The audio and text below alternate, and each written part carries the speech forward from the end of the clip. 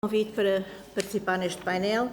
Penso que vai abordar a questão da exploração sexual de vários pontos de vista e eu vou limitar-me exatamente ao que foi dito, à ótica que resulta da minha experiência de participação no Comitê CEDAW das Nações Unidas, o Comitê sobre a Eliminação da Discriminação contra as Mulheres, a que tive a honra de pertencer entre 2000 e 2008 e que, como eu costumo dizer, foi uma espécie de janela aberta sobre o mundo no que diz respeito à situação das mulheres.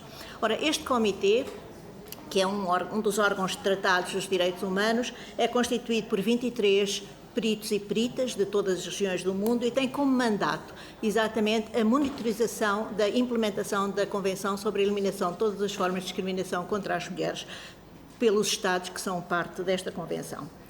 E permitam-me apenas umas breves palavras sobre a Convenção para um melhor enquadramento da questão da exploração sexual no seu âmbito, isto é, na ótica da promoção e da defesa dos direitos humanos das mulheres. Esta Convenção foi adotada em 79 pela Assembleia Geral das Nações Unidas, foi ratificada pelo nosso país em 80 e, como foi dito, é globalmente considerada a Carta dos Direitos Humanos, a Carta Universal dos Direitos Humanos das Mulheres e é um dos tratados com o maior número de ratificações e adesões, isto é, com uma aceitação global dos seus princípios, pelo menos em teoria. Porque é uma aceitação que ainda não é efetiva na prática, mas que existe do ponto de vista dos princípios, e existe porque constitui a resposta normativa a uma situação histórica de discriminação e de desigualdade que afeta as mulheres de todas as regiões do mundo. É uma resposta que abarca, na sua visão, todos os direitos, ultrapassa aquela divisão tradicional entre os direitos civis e políticos e os económicos, sociais e culturais, portanto, abarca todos e é uma resposta que também tem incidência em todas as áreas, em todas as esferas da vida social, sem qualquer limitação ou exclusão.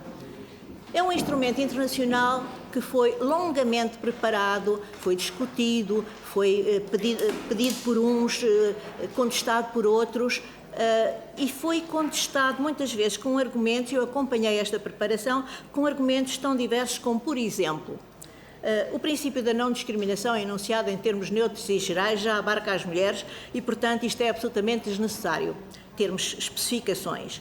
Ou, outro argumento que foi utilizado foi que há questões que são muito mais decisivas a nível internacional, como a segurança global ou a pobreza.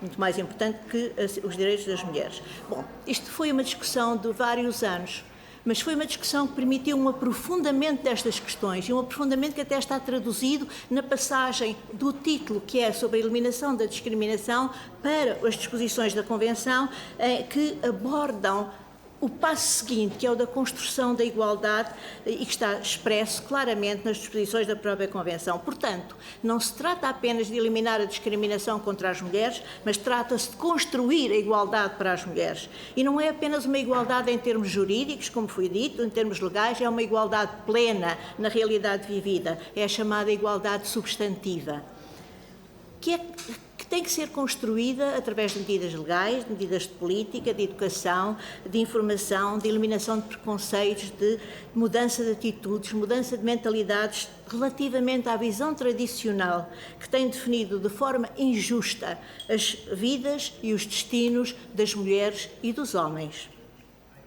Como eu disse, é construir esta igualdade em todas as áreas de inserção na vida social e por isso a Convenção tem artigos sobre a igualdade na educação, no emprego, no trabalho, na vida económica, na saúde, na vida pública, na vida política, na família, nas relações familiares, etc, etc. E tem também, e inclui também áreas específicas de particular vulnerabilidade para as mulheres.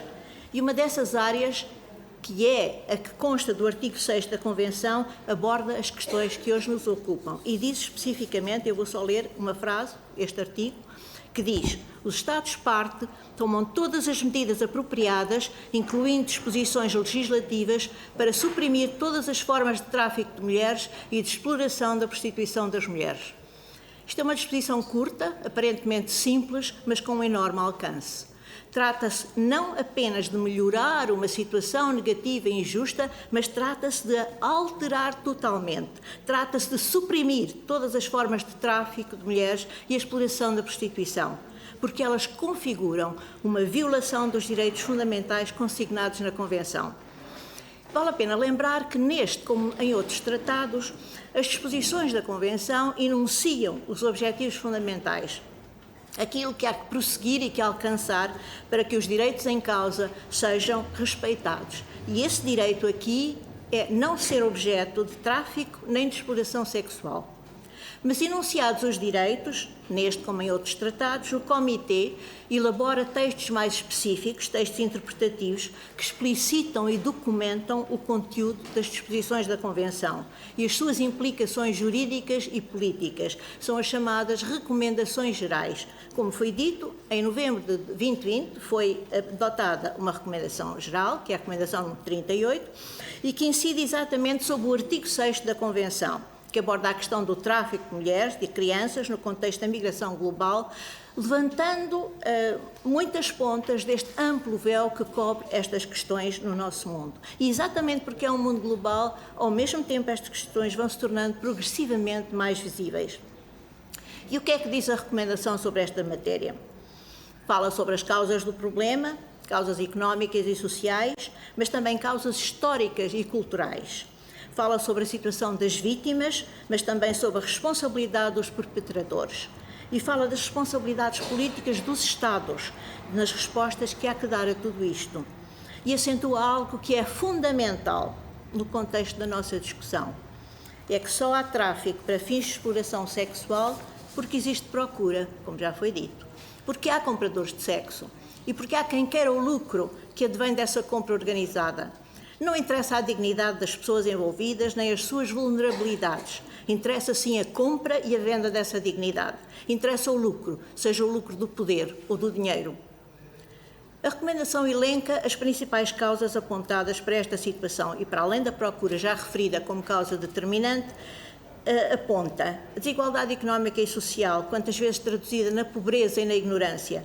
A desigualdade que é aprofundada pela discriminação em situações de migração e de asilo e que é agravada em situações de conflito e de emergência humanitária e que é fomentada pelo uso das tecnologias digitais para fins de tráfico e sempre e acima de tudo pelas desigualdades estruturais que resultam das normas sociais e culturais que se perpetuam e se traduzem na persistente discriminação baseada no sexo.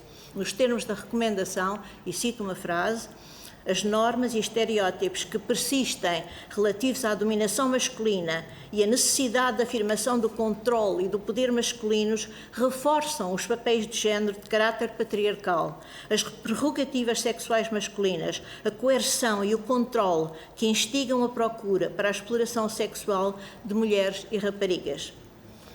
Identificadas as causas, são várias as respostas políticas recomendadas aos Estados. Umas dirigidas às vítimas, mulheres e raparigas, incluindo a sua correta identificação, a sua assistência, proteção, o efetivo acesso à justiça, incluindo medidas de reparação. E são, por outro lado, a investigação, a acusação e a punição dos perpetradores desta violação dos direitos fundamentais de mulheres e raparigas. Os Estados-partes são, na ótica da Convenção, politicamente responsáveis por enfrentar e combater o tráfico e a exploração sexual, em muitas dimensões, e designadamente combatendo as injustiças económicas e sociais, promovendo um enquadramento seguro para as migrações, em termos gerais, e em particular as que resultam de situações de conflito e de emergência. E, acima de tudo, desencorajando e combatendo a procura que fomenta a exploração e conduz ao tráfico. Aliás, segundo a recomendação, e cito uma frase, a exploração sexual persiste porque os Estados-parte falham no efetivo desencorajar da procura que fomenta a exploração e conduz ao tráfico. E quais são as medidas a adotar? A recomendação diz que há que adotar uma política de tolerância zero em matéria de tráfico e de exploração sexual. Há que reduzir o risco de tráfico através da erradicação da desigualdade de género, generalizada e persistente, que tem como resultado um estatuto económico, social e legal das mulheres e raparigas inferior ao dos homens e dos rapazes. Tudo isto tendo em vista um objetivo abrangente, que é a realização dos direitos humanos das mulheres e raparigas enquanto estratégia prioritária para um desenvolvimento sustentável Isto é, não se trata apenas de defender os interesses das mulheres e os seus direitos, mas trata-se dos interesses da sociedade no seu conjunto.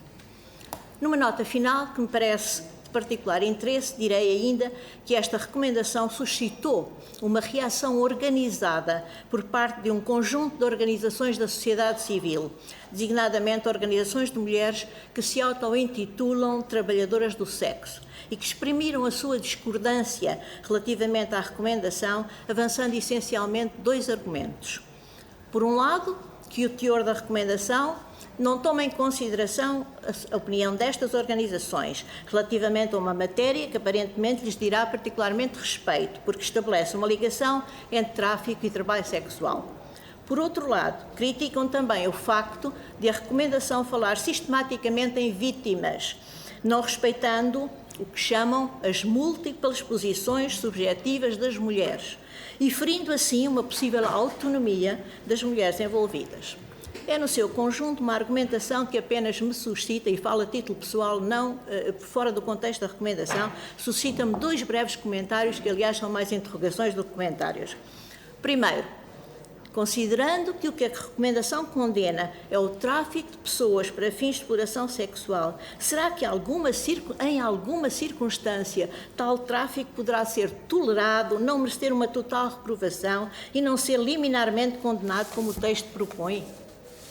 Segunda interrogação. Será que as pessoas que são objeto de tráfico, homens ou mulheres, mas sabemos que estas são a maioria, o são por vontade própria, num efetivo exercício de autonomia, deixando assim de ser vítimas de um exercício abusivo de poder? E que papel desempenham aqui a pobreza e a violência ou a desigualdade e a discriminação numa eventual aceitação e até autojustificação por parte das mulheres envolvidas? Isto não deixa de as tornar vítimas. Não, as mulheres vítimas de tráfico e de exploração sexual, tema que nos ocupa, são definitivamente vítimas de um abuso dos seus direitos humanos e da sua dignidade. E é uma situação que é fomentada e alimentada pela procura e ganância de um lado, pela pobreza, violência e desigualdade do outro, num quadro estrutural de desequilíbrio de poder e de violação de direitos fundamentais. E a concluir, eu diria que na ótica da Convenção CEDAW, isto é, da eliminação da discriminação contra as mulheres e construção de uma igualdade substantiva, eliminar o tráfico e a exploração sexual de mulheres e raparigas é uma responsabilidade dos Estados, de todas as instâncias do poder político, mas é também um requisito de cidadania a prosseguir por cada um e cada uma de nós. Obrigada.